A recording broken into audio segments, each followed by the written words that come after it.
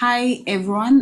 Welcome to Conversations with Kenyan TVET Enthusiast Network. We have created a community on LinkedIn where we are bringing all the conversations on everything that is happening in the TVET industry in Kenya closer to you.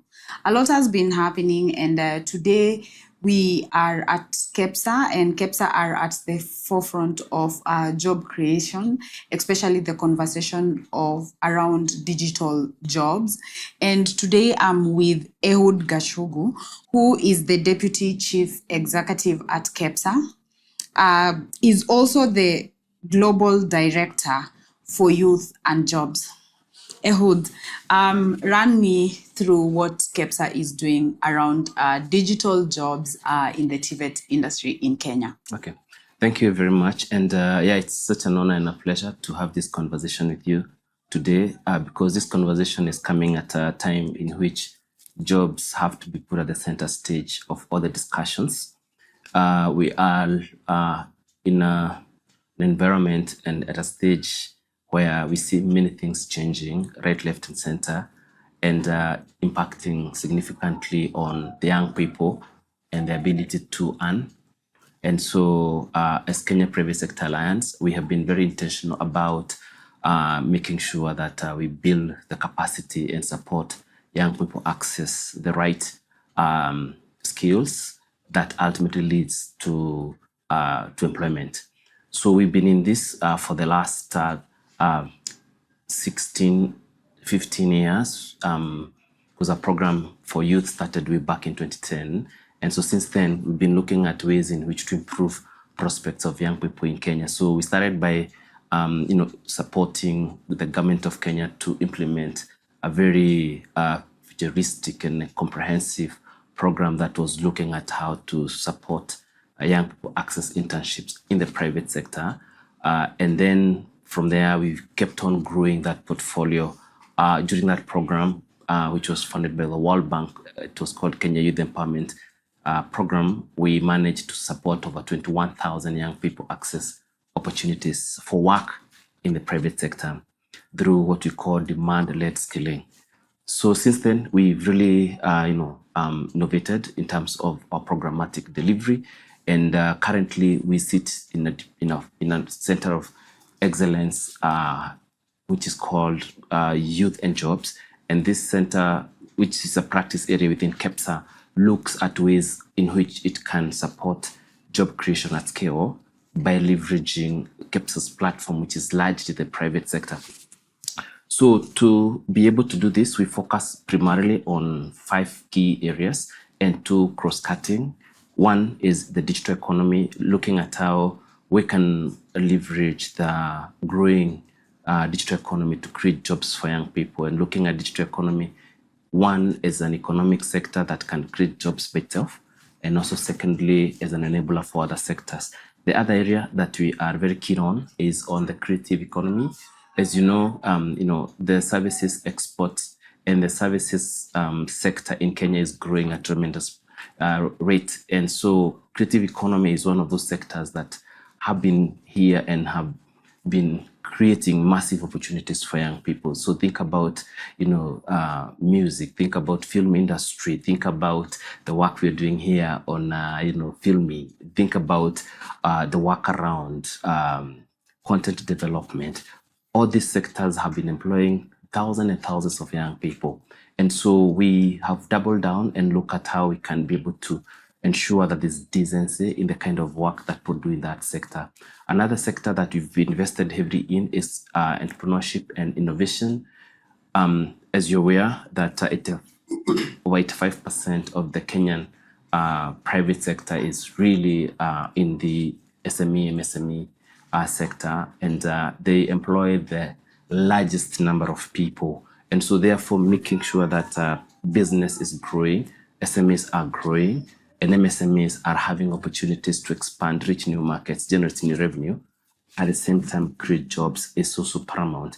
So our work around entrepreneurship and innovation cuts across different verticals. For example, we do trainings, we do access to market support, we do innovation support, we run innovation challenges for SMEs. And also we do support them in financing through our network of support systems of people who are in the finance and credit sector.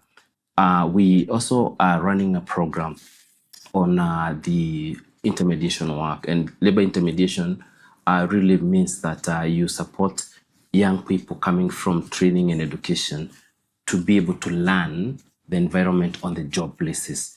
The journey between school training to work usually requires some level of intermediation, and this intermediation could come in form of helping them to have the right CVs, to have the right skills around interviewing, to be able to develop simple business plan that can allow them to get into entrepreneurship programs or mentoring them.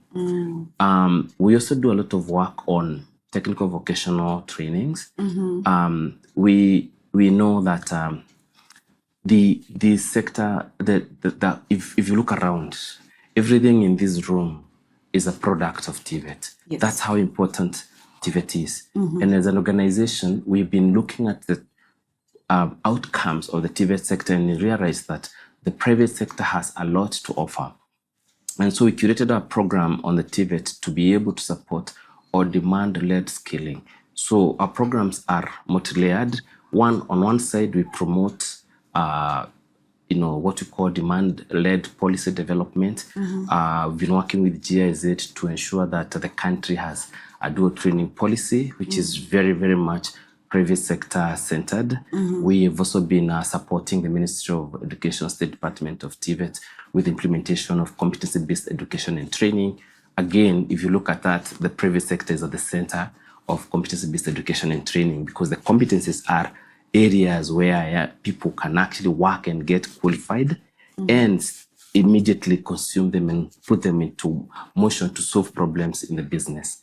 And that on the policy side. On the practice side, we've worked with the different institutions to build their capacity to be able to deliver what we call demand or market-oriented curriculum, support the youth in those institutions to get access to opportunities in the private sector, either through internships or apprenticeships, or also give them access to other programs that we have, like the digital skilling program, so that then they can be more holistic and they can also be able to maximize on the opportunity. So if you think about now that whole a lot of work, it then gives us one more opportunity, which we really are very happy about, the aspect of data and research, which then helps us to inform our policy discourse as well as implementation of our programs. So that's how KEPSA has been contributing to the job creation through the technical vocational education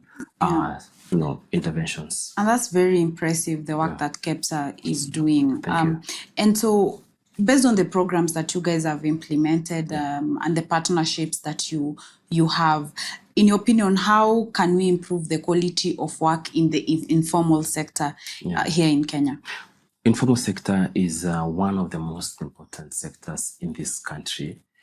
If you think about, say, the so-called Jua Kali sector, which ideally, as I said, constitutes 85% of the economy, meaning that it's a very, very significant portion of our economy. Yet, if you look at it in terms of its productivity, it is very low.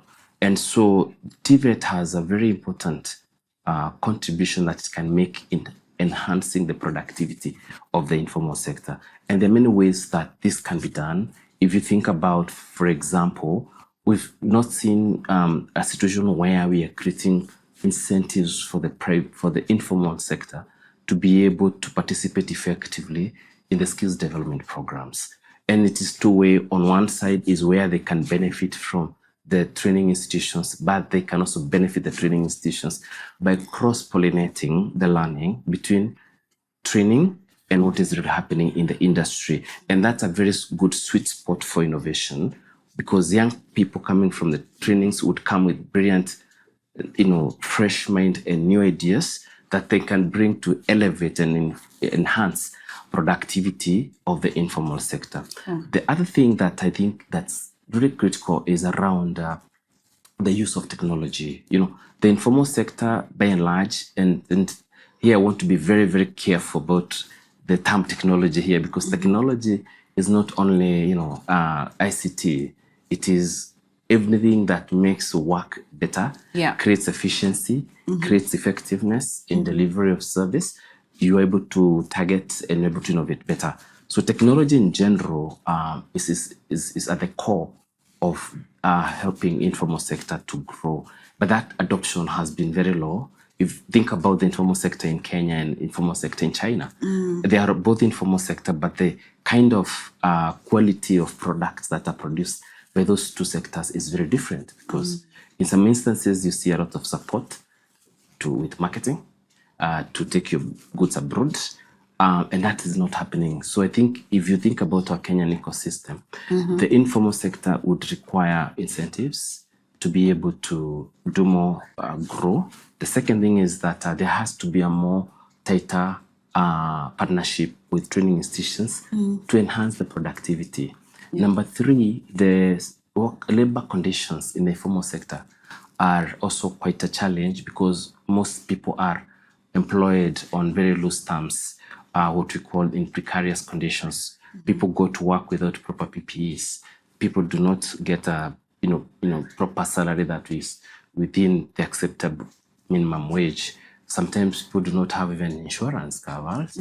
People are exposed to harsh, work conditions. So all this, looking at these conditions, just tells you that the people working in the informal sector are usually always one step away from going back to poverty. Because if a disease like COVID did, it hits their family, and all these conditions are surrounding you, then that really can actually destabilize an entire family. So the informality and the labor conditions there are something that we are seeing that needs to get improved. How do we put informal sector, businesses and providers into national insurance, micro-insurance programs? Gladly, of course, there's a lot of progress in terms of enlisting people to health insurance, but that's still very low in the informal sector. The other thing is around improving the services and work conditions. Could we have places where people can practice their craft in a way that is less hazardous and less dangerous? Could we have, these people working in parks that are sort of government legislated, and there are incentives that are put there to make sure that the people put the proper, hygiene and proper work environment, and then also help them to market and, and sell their products in other areas. And talking about the support that we need to give informal workers, a big chunk of work and Kenyan, in the Kenyan spirit, we have the whole entrepreneurship in us. So what can we do, or what are some of the things that we can do to drive innovation and entrepreneurship in the TVET industry in Kenya, or for informal workers or people with vocational skills? I think the informal sector we look at informal sector as a characteristic of entrepreneurship nature as Africans. I always say that Africans practice entrepreneurship because it's necessary, and it's because sometimes there's no other way out other than to make it and to make it happen. And so if you look at the culture of entrepreneurship, it's really very high in African content and also in Kenya, due to the fact that young people cannot just wait for opportunities to find them. They have to go find for those opportunities. And that's really what drives, sort of this culture of innovation, trying always to find new ways of doing things differently.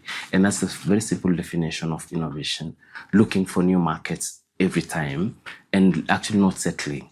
And that way, then you are able to bring new products to life. You can unlock new markets. You can unlock new customer base. You can unlock almost entire, chain of products and services.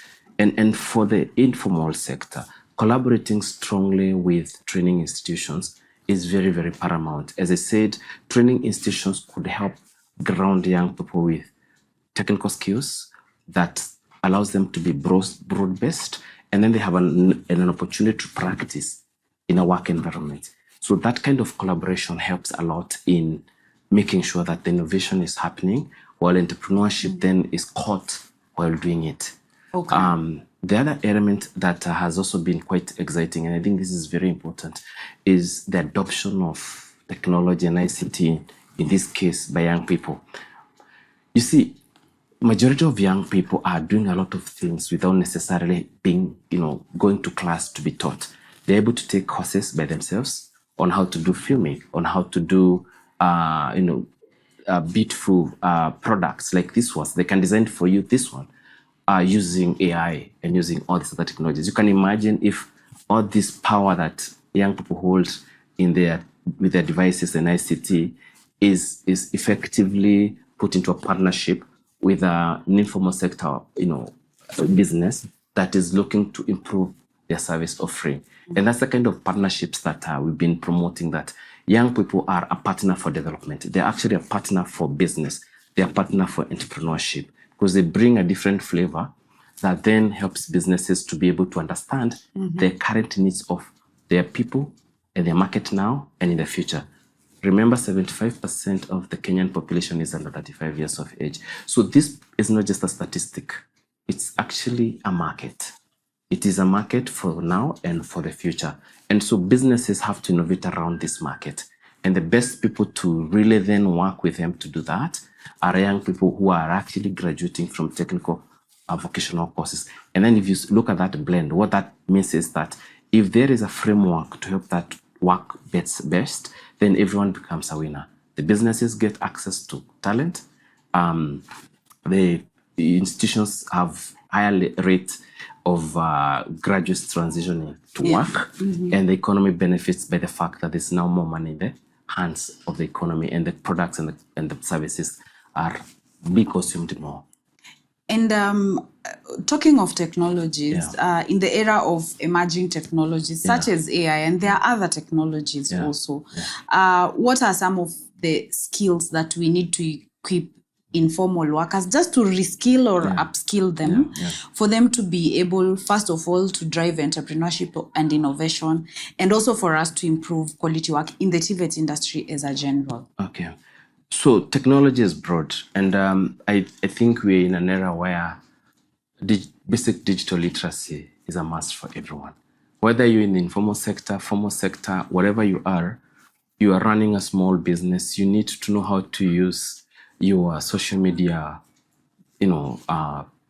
post pages well. You need to know how to create basic content, even using technologies like AI. You need to know how to, to do a post. You need to know how to do basic data analysis. You need to be able to know how to basically also analyze customer sentiments. So there are many, many basic digital literacy skills that are available, that are for free. And for example, here I want to give an example of a program like a Jira Digital Project, which has, for the last couple of years, managed to train so many young people on the digital skills, whether you're in a technical training institution or in a university, or not actually in innovator. We have also been very, very much involved in supporting people in the informal sector access digital skills like content development, digital marketing, data entry, AI, artificial intelligence, so that then they're able to be more productive. So every business must, and every enterprise, whether formal or informal, must now invest in upskilling itself or even reskilling, so that then you can actually be able to be in tandem with the current times that we are living in. I would give you an example of how people are using technology. Previously, if you wanted to go and do a benchmark of the kind of furnitures they're making in China, maybe you just have done a trip to China. But right now, you don't have to do that. You just need to know how to use technology, well, if it's ChatGPT or it's just basic research on the net for you to get access to everything you need.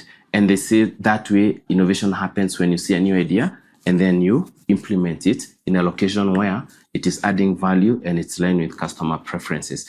So basic digital skills is a must for everyone. And due to the nature of technology and the way it's growing, but of course, there are things that we also must be cognizant about. For example, how do we take care of the mental health? Because there's a lot of information overload. How do we take care of challenges around, of course, there's a lot of bad behaviors in the internet. How do you then safeguard against all those? And those are things that you must learn through taking courses like data protection. These courses are for free. You can find them anywhere. And so it's up to us to really be more proactive in looking for places where this information is available. And Nigeria is a good place to start with. There's another program we are running with Microsoft for supporting businesses to access artificial intelligence skilling. And then we give you a pathway for you to learn other skills within the Microsoft ecosystem. So meaning that you even get a voucher for LinkedIn Learning for a period of a whole 1 year. So the opportunities for upskilling are many. And I think the main message for me is that there has to be some level of proactiveness if you want to remain relevant. Yeah. And now AI has taken the forefront of all conversations around technology. And of course, we can't have a conversation on emerging technologies without discussing AI. How do you think AI, instead of replacing jobs, is going to create more job opportunities, especially in TVET industry? Clearly, there's no conversation about tech you can talk in without bringing in the context of artificial intelligence.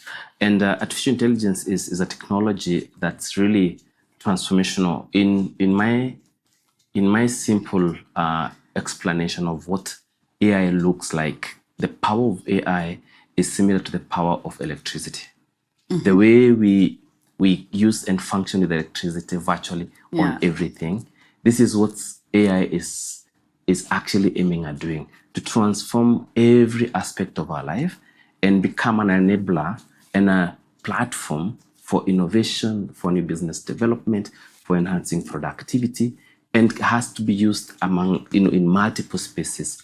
With very many use cases on how AI is helping businesses become better by ensuring that you're doing good research. You can definitely use AI to help you do better designs for content.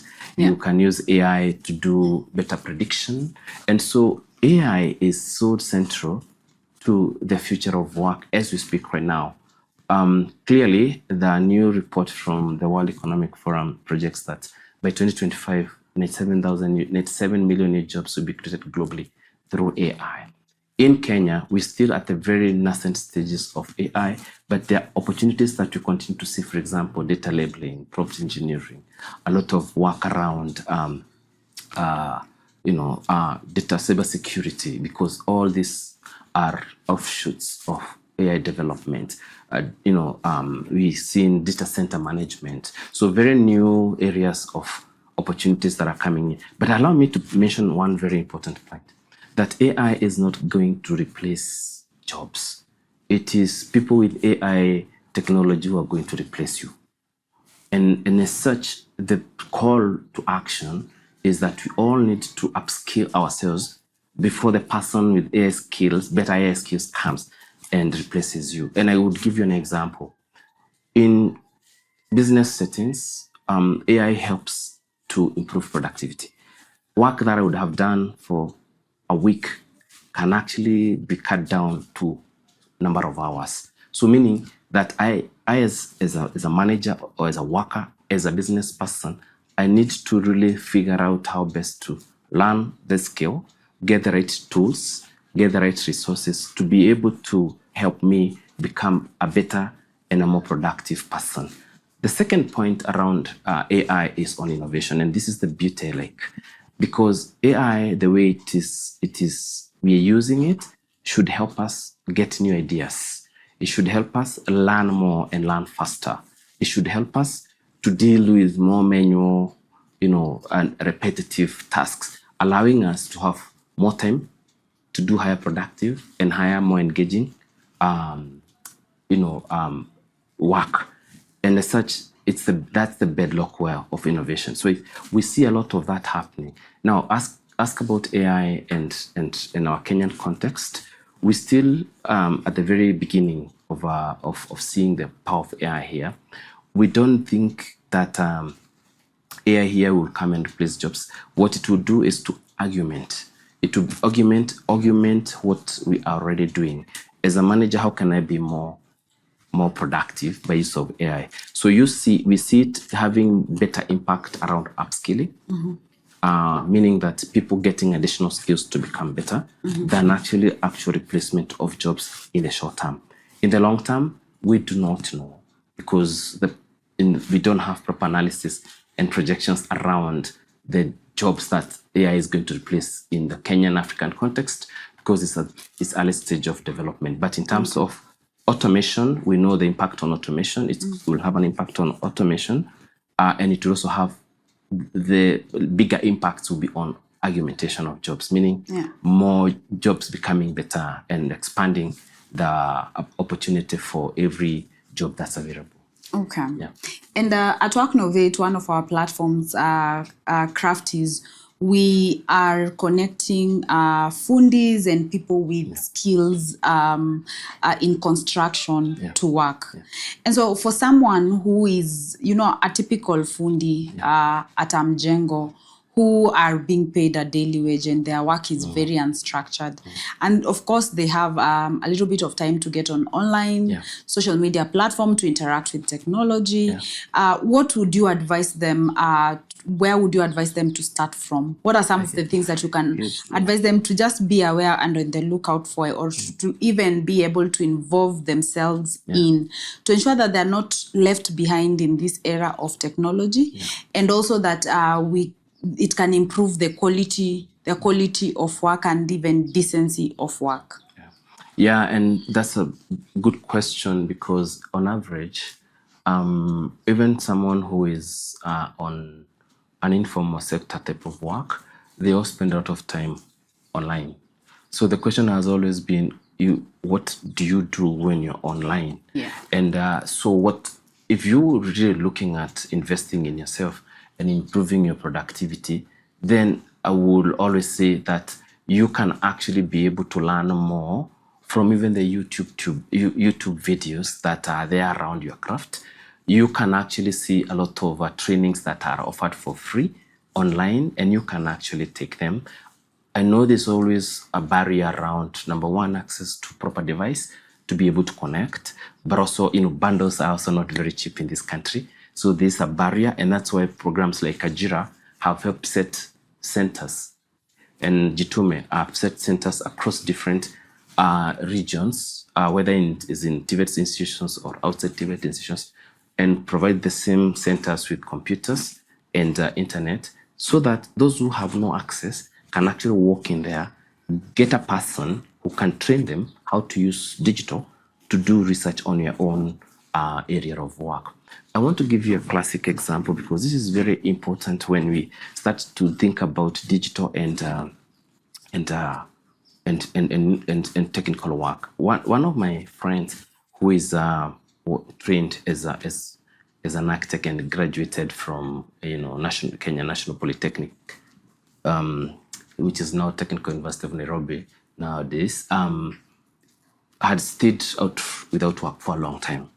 And in 2022, he joined Ajira Digital Project because he was interested in knowing how to access online jobs, because he had given up in life. He had a very nice, diploma in a technical course, and then he didn't know how to use that diploma because he was not able to access jobs here. But then he was able to know how to look for jobs outside, and so he started to try his luck to get gigs online for people who wanted certain level of designs, technical drawings, very interesting kind of stuff that they do there.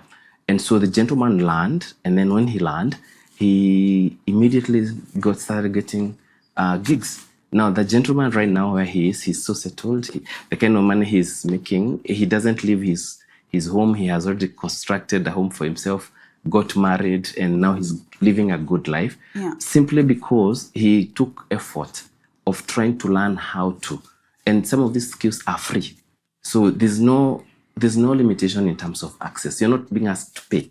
So it's up to you to also look for this kind of information. So my message is, in these current times, it is up to us to take the responsibility of upskilling ourselves. There are a lot of opportunities that are offered for free and for everyone. And so I encourage people to be inquisitive. In fact, one of the skills that I'm telling people, and particularly young people, to always embrace is the skill of curiosity. Always be curious.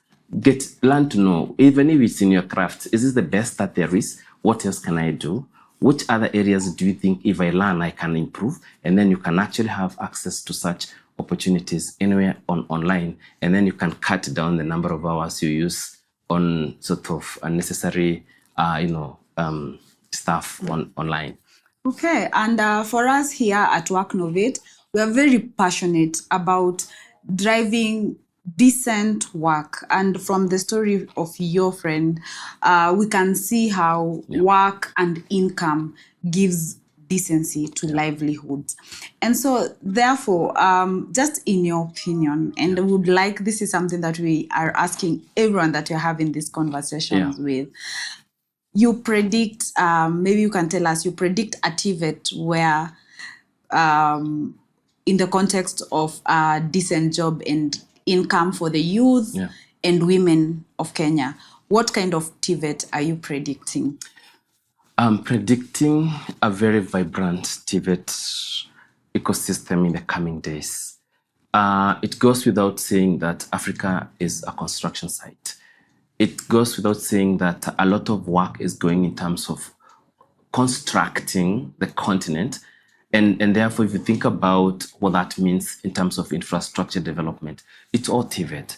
The second area is that we are getting into a space where, farming, agriculture is so important because of the, food crisis and the climate change. And if you think about the whole agriculture system, it's highly embedded, again, on very, elaborate technical vocational sort of architecture.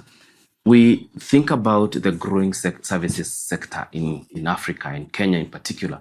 We talk about labor export. We're talking about hospitality. We're talking about the whole, healthcare systems. So we see a very vibrant sector ecosystem in coming days. Our call is that the investments must be channeled in the right places. Young people must be skilled with skills that are futuristic and will help solve the pressing problems of climate, of digital, of growth, so that then we can be able to create that momentum for a TVET ecosystem, which is creating jobs, decent jobs at scale. And that is very inclusive, because you think about digital skills that are promoting and having better play for women, meaning that they do not have the traditional challenges where women were left behind by some certain areas like construction and the rest. But right now we're seeing a more inclusive TVET ecosystem that is creating opportunities for all. Yeah, and thank you very much. And ask yourself, what's your role towards an inclusive TVET? Thank you very much, Ehud, for having us today. Yeah. We are going to bring more conversations on what is happening in the TVET industry closer to you. Be part of this conversation. Join our TVET, Kenyan TVET Enthusiast Network on LinkedIn, and follow WorkNovate for the different conversations and activities that we are having. And of course, KEPSA for the different programs that they're implementing. And we are looking forward to more partnerships to drive decent work, to drive quality work, to drive skilling and reskilling of people in the TVET industry. Until the next conversation, thank you very much. See you on the next.